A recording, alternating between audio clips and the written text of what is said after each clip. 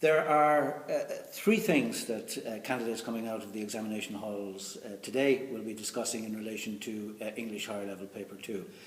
Two of them relate to the complexity of the questions, which were more detailed and more specific than in recent years. Now that complexity presented a challenge in itself to the candidates.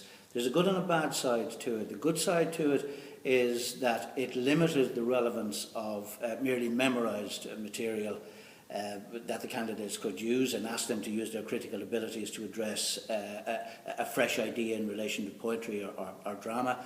The bad side to it is that often with 3 or 4 separate aspects to each question, asking a candidate to write an essay of an average 1,000 words over 50 or 60 minutes, including or giving equal treatment to all those aspects, was perhaps pushing it a little bit too far. So there's good and bad on that side, but I think that most candidates will be pleased by the familiarity of the paper. All the expected poets, particularly Elizabeth Bishop and Paul Durcan, who was the most widely anticipated poet, their appearance in the poetry section would have been a comfort to most students.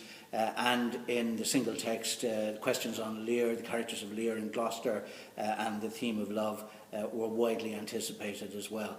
So overall, on a first look at the paper, all candidates would have been reassured by the familiarity of the material and the topics examined, and then challenged, as an exam should, during the course of the exam, by the detail and specific nature of the questions. So overall, I was very pleased with the paper. I thought it was an excellent paper.